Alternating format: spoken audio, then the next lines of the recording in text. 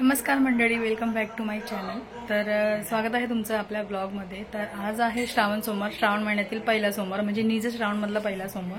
So माझी देवपूजा वगैरे सकाळी झालेली आहे, मी मंदिरातून सकाळी जाऊन आली। सो आता ताई चाललेले आहे आणि त्यांच्यासोबत मी पण चालली, कारण मला तुम्हाला दाखवायचं शेअर करायचं त्याच्यामुळे। सो चला। तर आज सण आहे आणि सणानिमित्त आपण देवघर वगैरे क्लीन करतो, तुम्हाला माहितीच आहे। तर इथे आता ताईसोबत मी चाललेली आहे पूजेला, म्हणजे मंदिरामध्ये, शिवालयमध्ये। तर ताट बघू शकता तुम्ही, ताईने रेडी केलेला आहे। तर आज शिवमूठ तांदूळ आहे म्हणून तांदूळ भरपूर घेतलेले आणि पूजेचं सर्व साहित्य सुद्धा घेतलेलं आहे, तुम्ही बघू शकता। तर आज योगायोगाने श्रावणी सोमवार आणि नागपंचमी एक सोबत आल्या कारणाने शुभ दिवस मानलेला आहे आजचा। तर श्रावण महिन्यातील शुक्ल पक्षाच्या 5व्या दिवशीच नागपंचमी येते आणि त्या दिवशी आपण साजरी केली जाते नागपंचमी 5व्या दिवशी। आणि यावर्षी नागपंचमी आणि श्रावणी सोमवार एकाच दिवशी आलेला आहे। नागपंचमी आहे आणि नाग भगवान शंकराच्या अवताराशी जोडलेला आहे आणि म्हणून नाग हे शंकराच्या शक्तीचे प्रतीक आहे, हे आपल्याला माहीत आहे। परत आपल्या हिंदू धर्मामध्ये नागपंचमीच्या दिवशी काही चिरू नये, कापू नये, तळू नये, चुलीवर तवा ठेवू नये आणि ज्या बहिणीच्या पाठीवर भाऊ असतो तिने केस धुवू नयेत, असे बरेच संकेत पाळले जातात। तसेच या दिवशी जमीन खणू नये, शेतामध्ये नांगर चालू नये, असे बरेचसे असे संकेत जे आपण पाळतो आणि आतापर्यंत पाळत आलेलो आहे। तर आता जस्ट आम्ही मंदिरामध्ये आलेलो आहे आणि आज मंदिरामध्ये प्रचंड अशी गर्दी होती, कारण आज नागपंचमी आणि श्रावण सोमवार तुम्हाला माहिती, मी तुम्हाला सांगितलं, दोघं एकत्र आलेले होते त्यामुळे। आणि आपण गावी जसं वारुळाची पूजा वगैरे करतात नागपंचमीला, इथे करू शकत नाही, इथे वारुळ वगैरे काही आपल्याला सिटीमध्ये बघायला भेटत नाही होतं, त्यामुळे तर शंकराचीच पूजा आपण करणार आहोत। इथे नागाची पिंड, म्हणजे शंकराची पिंड आहे, त्यालाच नागाची पाणी पण आहे, तर तिथेच आपण सर्व पूजा वगैरे करणार आहे नागपंचमीची। सो जस्ट आलेलो आहेत आणि तुम्ही मंदिरात बघू शकता गर्दी केवढी आहे। आणि हा उपवास भावासाठी पण आहे, प्रत्येक बहीण भावासाठी हा उपवास करते। आपल्या हिंदू राष्ट्रामध्ये प्रत्येक सणांमागे काहीतरी इतिहास घडलेला असतो आणि त्याच इतिहास कथांच्या स्वरूपात पिढ्यानपिढ्या पुढे पोहोचवला जातो। म्हणजे नागपंचमीच्या बाबतीत सुद्धा तसंच आहे। त्यातलीच मी तुम्हाला एक तरी गोष्ट मी तुम्हाला सांगते। तर एका राज्यात एक गरीब शेतकरी कुटुंब होतं, त्या शेतकऱ्याच्या 2 मुलं आणि 1 मुलगी होती। एकदा शेतकरी शेतात नांगर फिरवत असताना शेतकऱ्याकडून नागाची 3 पिल्ले चिरडून मरण पावतात। म्हणजे जेव्हा तो नांगर फिरवत असतात तेव्हा ते त्याच्याकडून चुकीने होतं। ते मरण पावलेल्या पिल्लांकडे पाहून नागिनीचा आक्रोश, म्हणजे आई आहे शेवटी, ती आक्रोश तर करणारच ना। त्यानंतर नागिनीच्या मनात त्या शेतकऱ्याविषयी खूप म्हणजे अशी हे असते, खूप खुन्नस असते। तिला तिच्या पिल्लांना मारलं याच्या कारणामुळे ती एके दिवशी काय विचार करते, तो शेतकरी घरी जात असतो तर ती त्याचा पाठलाग करते आणि अंधाराचा फायदा घेऊन नागिन शेतकऱ्यासह त्याची पत्नी व 2 मुलांना डसते। दुसऱ्या दिवशी नागिन पुन्हा शेतकऱ्याच्या मुलीला डसण्यासाठी त्याच्या घरी येते, म्हणजे 2 मुलांना आणि त्याच्या बायकोला डसते, पण मुलगी राहते ना। परंतु नागिनीला पाहता शेतकऱ्याची मुलगी काय करते, नागिनीसमोर दुधाने भरलेली वाटी ठेवते, तिची क्षमा मागते। शेतकऱ्याची मुलीची श्रद्धा पाहून नागिन तिच्यावर प्रसन्न होते। त्यानंतर नागिनीने तिचे आई वडील व 2 भाऊ त्यांना जीवनदान देते। तो दिवस श्रावण शुक्ल पंचमीचा, म्हणजे हाच तो दिवस आजचाच, म्हणजेच नागपंचमी। तर या दिवसापासून नागदेवतेचा कोप दूर करण्यासाठी श्रावण महिन्यातील येणाऱ्या पंचमीला नागाची विधीपूर्वक पूजा केली जाते।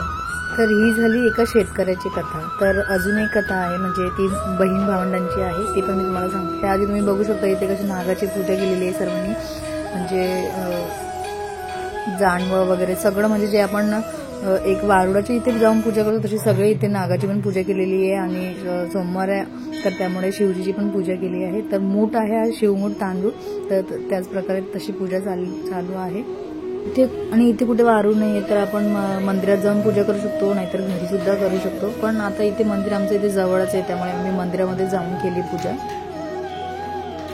आणि बहीण भावंडासाठी उपवास करते हे तुम्हाला मी सांगितलं, तर त्यामागे पण एक महत्त्व आहे उपवासाचं पण। 5 युगांपूर्वी सत्तेश्वरी नावाची एक कनिष्ठ देवी होती।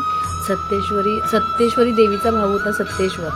तर सत्तेश्वराचा मृत्यू नागपंचमीच्या आदल्या दिवशी झालेला असतो, त्यामुळे भावाच्या शोकात सत्तेश्वरीने अन्नग्रहण केले नाही, म्हणजे ती उपवास त्या दिवशी काही खात पितच नाही सत्तेश्वरी देवी। त्यामुळे त्या दिवशी स्त्रिया भावाच्या नावाने उपवास करतात। भावाला चिरंतन आयुष्य व अनेक आयुधांची प्राप्ती हो आणि तो प्रत्येक दुःख व संकट यातून तारला जाऊ, हे उपवास करण्यामागे एक कारण आहे। नागपंचमीच्या आदल्या दिवशी प्रत्येक बहिणीने भावासाठी देवतांकडे हाक मारल्यास त्याचा भावाला 75% लाभ होतो व त्याचे रक्षण होते भावाचे त्यासाठी। आणि तुम्हाला मला हे पण सांगायचं आहे की यामागील काहीतरी शास्त्र आहे नागाची पूजा करायमागे। तर सत्तेश्वरीला तिचा भाऊ नागरूपात दिसतो, त्यामुळे म्हणून तिने तेव्हा तिने त्या नागरूपाला आपला भाऊ मानते ती, म्हणजे त्या नागाला तिचा भाऊ नागामध्ये दिसतो, म्हणजे त्याच्यामुळे ती त्याला भाऊ मानते। त्यावेळी नागदेवतांनी वचन दिले की जी बहीण माझी भाऊ म्हणून पूजा करेल तिचे रक्षण मी करेन, म्हणजे नाग वचन देतो सत्तेश्वरीला। त्यामुळेच त्या दिवशी नागाची पूजा करून प्रत्येक स्त्री नागपंचमी साजरी करते।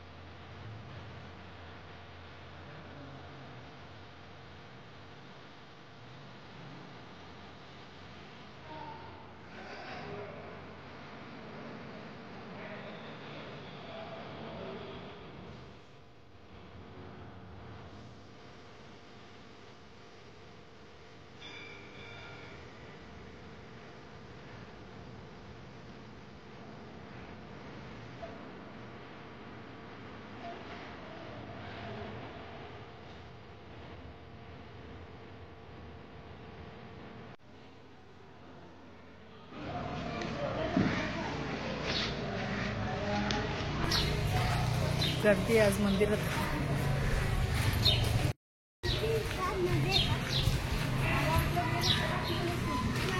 जस्ट घरी आलोय आणि खूप गर्दी होती आज मंदिरामध्ये, कारण आज श्रावण सोमवारचा पहिला सोमवार होता म्हणून. सो तर देवघर क्लीन करून झालं होतं आणि इथे तुम्ही बघू शकता मम्मी आंब्याचे पानं तोडतायत. तर ते म्हणजे मी आंबा खाऊन कोय लावली होती त्यामध्ये, त्याचं ते पान आले होते आणि हे आपल्या यूजमध्ये आले, त्यामुळे मी खूप हॅपी होती. म्हणजे मला खूप आनंद झाला की आपण लावलेलं झाड आज आलेलं आहे आणि ते काहीतरी उपयोगी होतंय. चला तर मग आजचा व्हिडिओ इथेच एंड करते.